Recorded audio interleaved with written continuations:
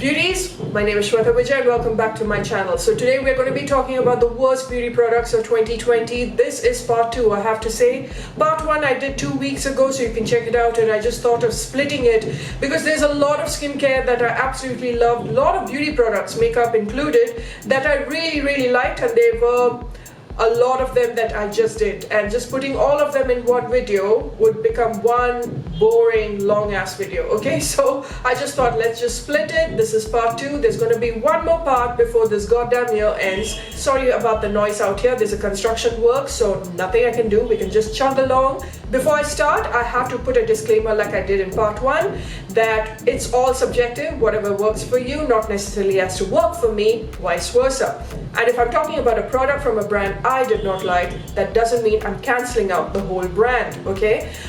Just because 2 or 3 products doesn't work for you, that doesn't mean that you cancel an entire brand. Every brand has got good and bad. And if there's any brand watching this video, I just hope that you take it just as it is, and that is constructive criticism and not a cancellation of you. Alright, so let's start, and we are going to go with the first product, and that's a lip scrub, and that is from the Earth Rhythm. This is the Earth Rhythm lip scrub stick. I do like the lip balm. It's hydrating, it does the job. Is it the best? No, it's not, but it's pretty decent. But the lip scrub stick in general, it just didn't do anything for me. It's these little granules. You guys know what a lip scrub is all about. You've got these little granules that actually, exfoliate your lips.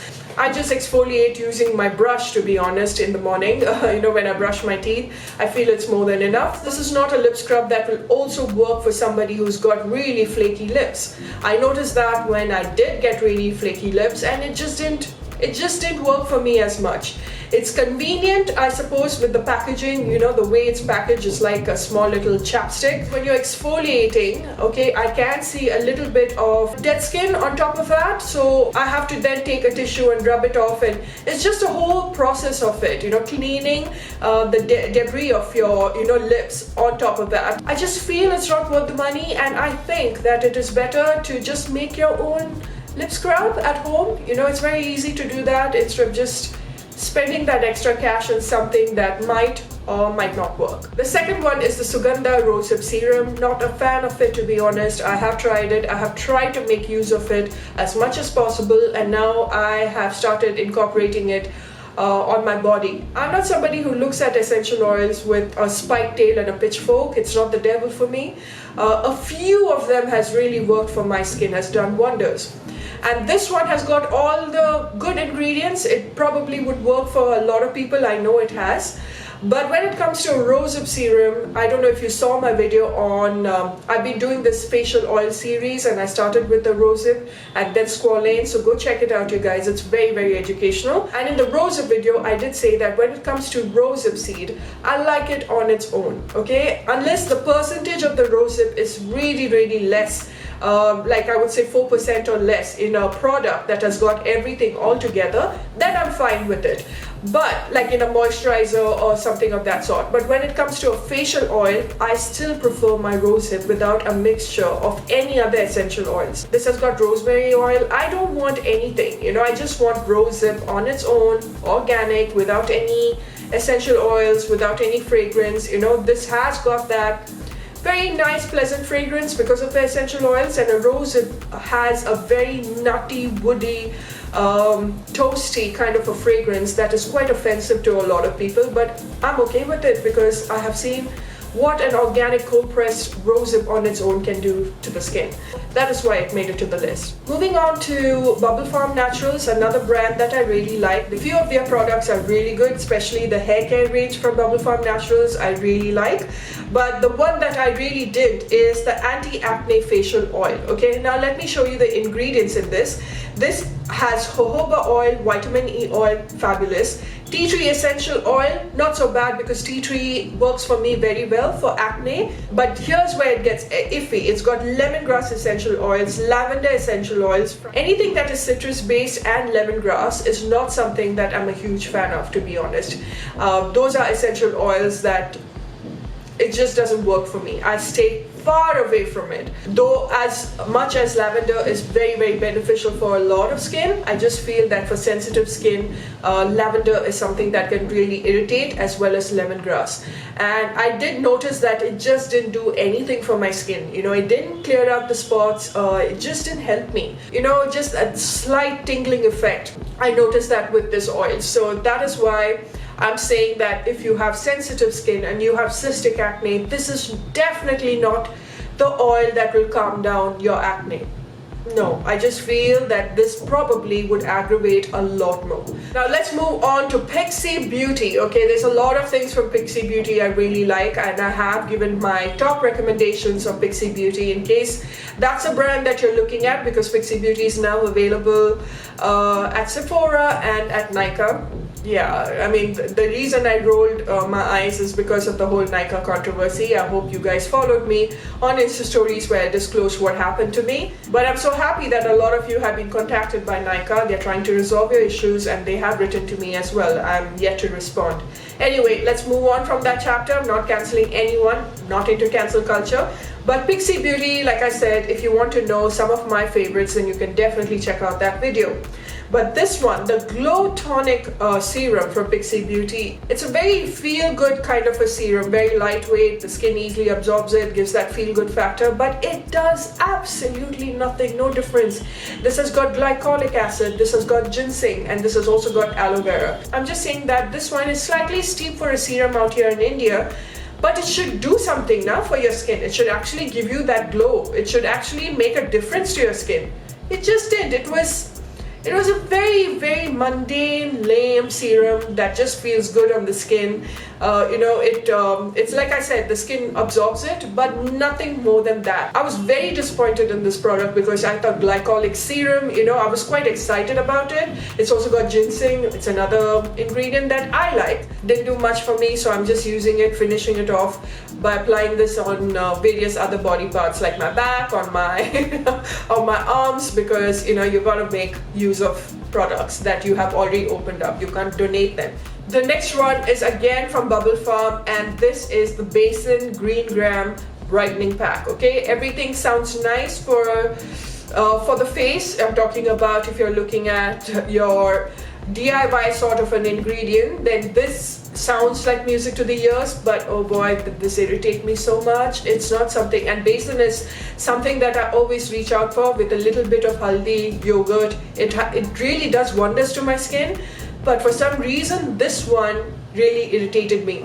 Also, you got to keep in mind that anything that is natural, anything that is organic and Ayurvedic, I would suggest that you use it completely within 6 months. Okay, do not prolong it more than 6 months. Please keep a note of the manufacturing date and expiry date. But what really irritated and aggravated my skin, and please keep this in mind that I've got resilient skin, okay, because of how many products I have tried. This has got orange peel, okay, and this has also got shards of almonds. I actually felt that, when I was applying the pack on my face. They were a little tiny shards.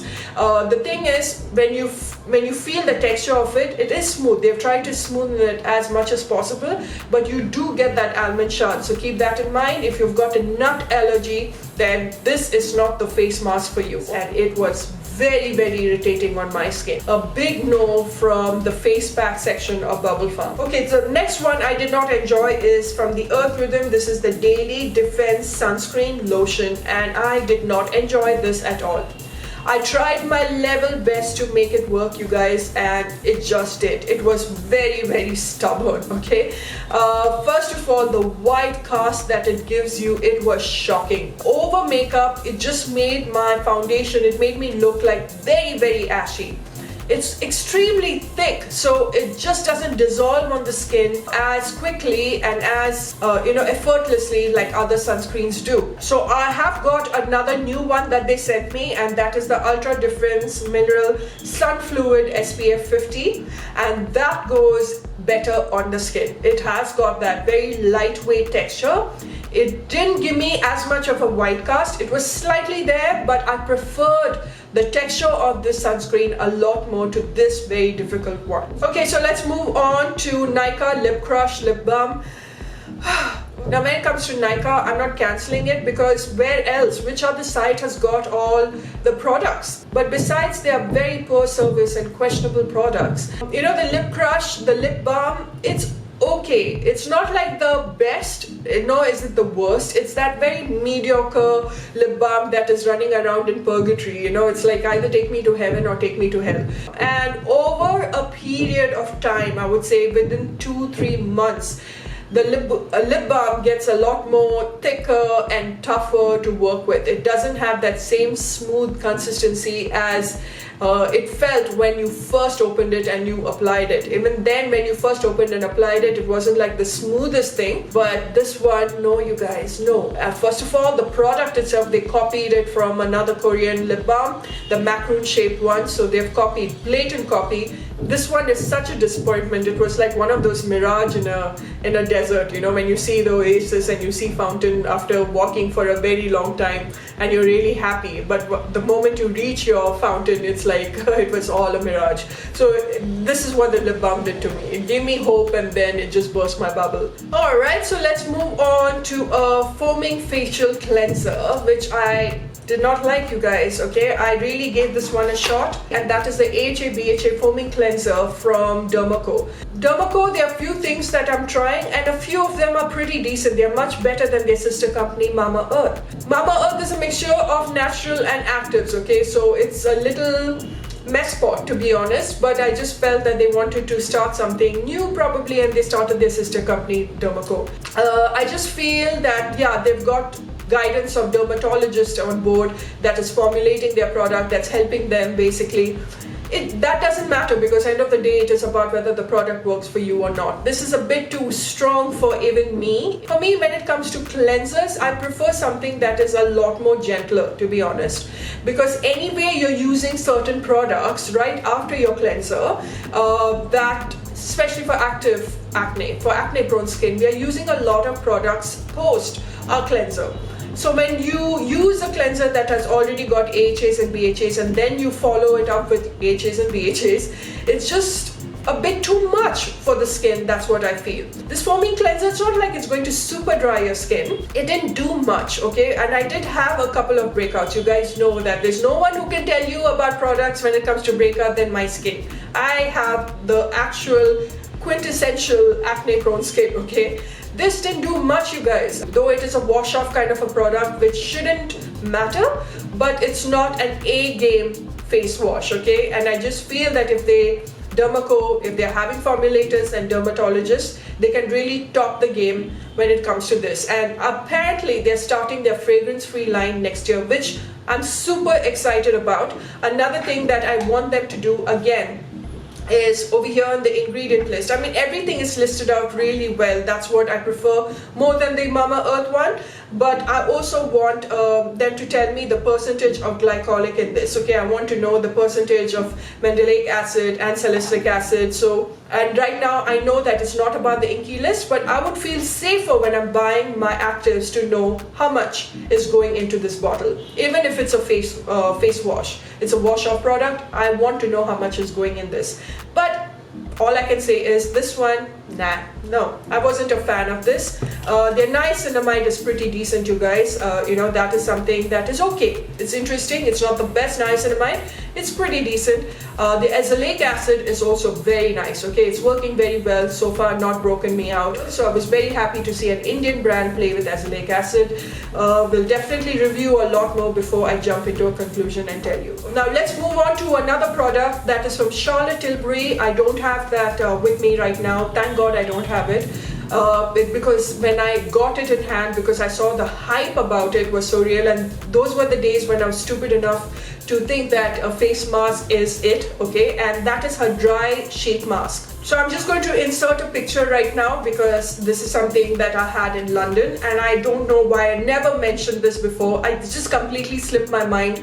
That's how pathetic it was, okay? So imagine that if it didn't even come to my worst skincare list all this while, how not important it is. So this is the Instant Magic Facial Dry Sheet Mask, the award-winning one, apparently made for all Hollywood red carpet divas. You know, it's not like a wet face sheet mask like you get wet mask. This is a complete dry one, okay? And it does feel kind of strange when you apply that on the face because it just feels as if you're applying a soft cloth around. She says it's Korean beauty and infused with supercharged ingredients including vitamins, floral extract, peptides and oil. And you know how she talks. Every time she talks, you're like, yeah, I want all of what you're selling me right now. Give it to me. She's that convincing. So I spent £22 to look like Phantom of the Opera, okay? I just applied this. I sat there looking like as if I was going to rob someone's house. And guys, it does work for some strange reason. It really does, because when you apply it, like I said, there's no wetness, there's nothing. It's just a dry sheet mask. But when you take it off, you see a slight difference for about an hour. I promise you, after that, your skin goes back to looking like how it was before. It just cheated me, you guys. It took me for a royal ride, okay? And I was like, no. Now we know sheet mask is a complete waste of money. We all know that it's not friendly for the environment. My God, when I was the first one to talk about it, I remember that I got so much of heat. But I'm so glad that everyone right now is actually understanding what a useless product a sheet mask is. And the last one to make it to the list of the worst beauty products of 2020 sadly comes from Vilvah. This is the Vilvah Broad Spectrum SPF 20 Day Cream, okay? It's got a little tint to it, so it's like a BB cream, but no matter